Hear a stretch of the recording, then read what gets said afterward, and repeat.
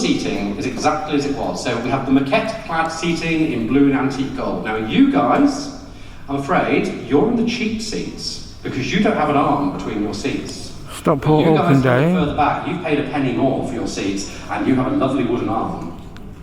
However, upstairs, we have all the residents of Cheadle and Bramall.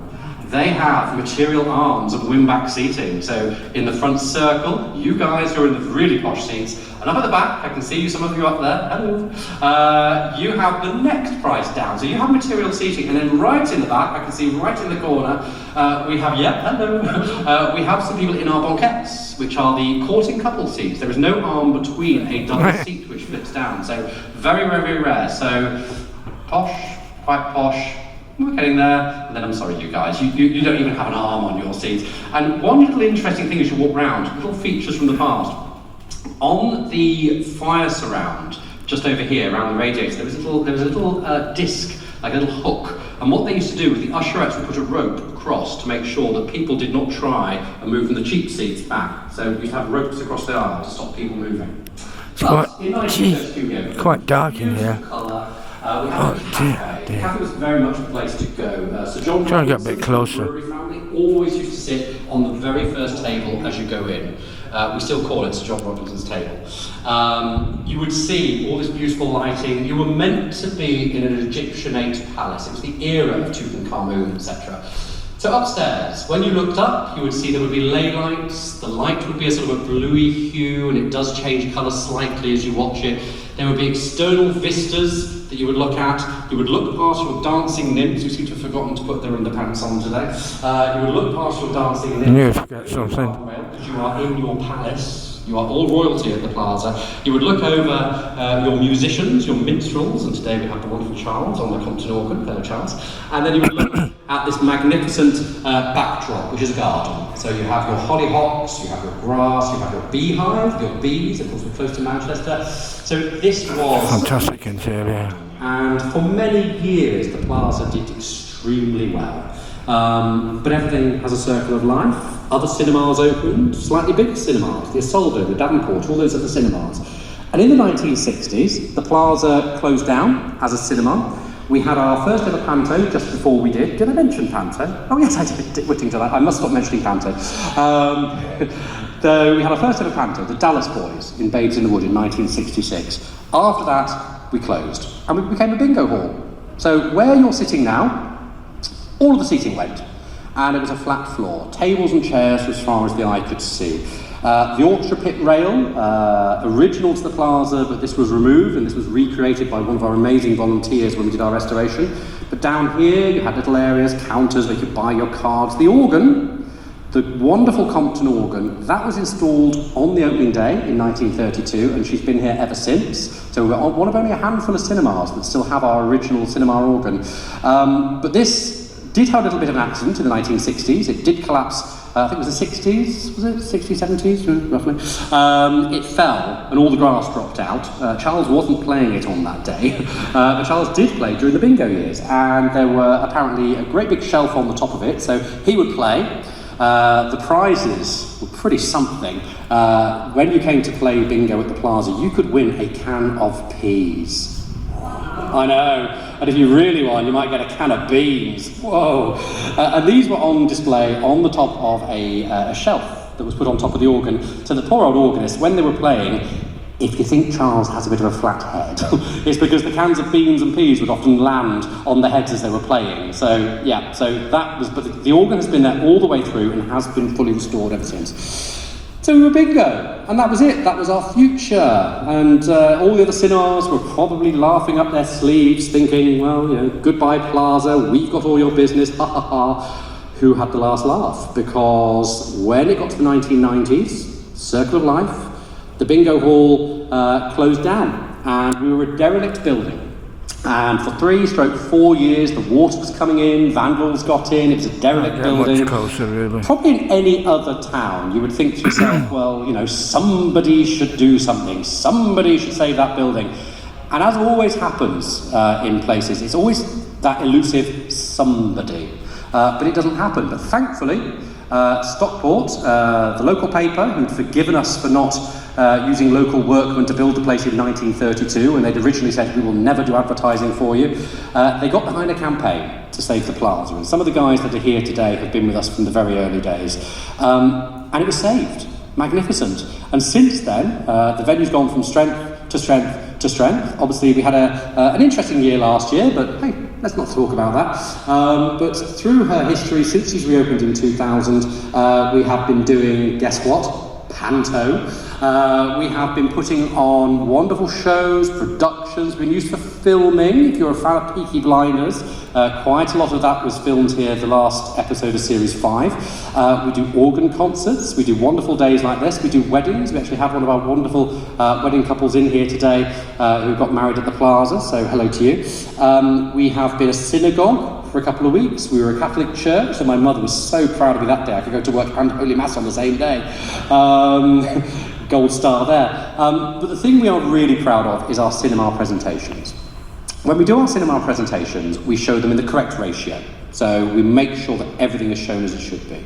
The projection room upstairs, we have 3 ages of projector. We have a Kineton, which is our modern projector. We have our Peerless West Stars, which are our sort of 1940s models. We call them our modern projectors. And we also have a very rare K8 projector. There's only 2 that are fully working, to our knowledge. Ours is the only one that's in a cinema, so that's really special, but I'll talk to you after our presentation about that. But when we show a film, we have the organ, we show a pathe or some sort of newsreel beforehand, we show our feature, and then of course we end with the national anthem. And with the national anthem, everybody should stand, hint. But that's enough talking to me for now. I think it's about time that we gave you a taste of what our guests in 1932 experienced. We are going to give you a wonderful cinematic presentation to give you a little bit of an idea of what it was like coming to the Plaza in 1932. So sit back, everybody, relax and enjoy as we welcome Mr. Charles Brown on the mighty Compton organ. Thank you, Charles. Whoops.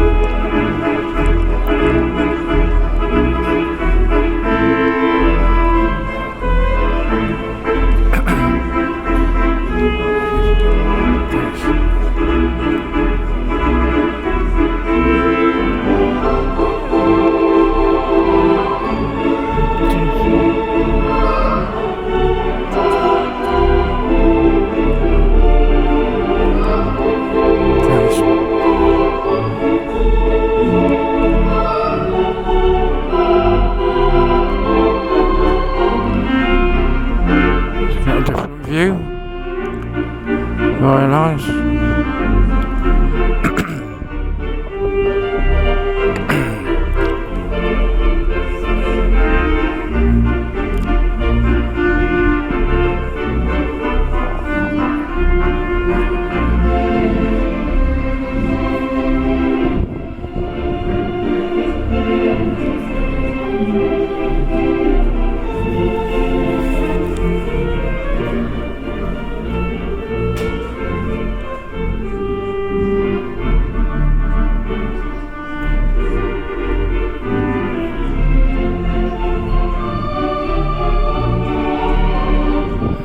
Got no money on me, unfortunately.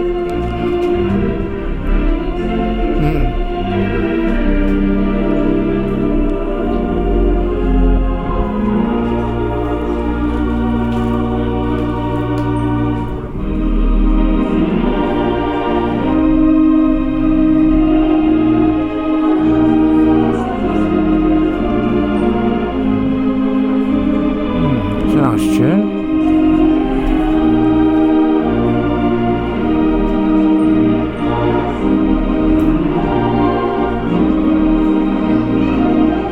Okay.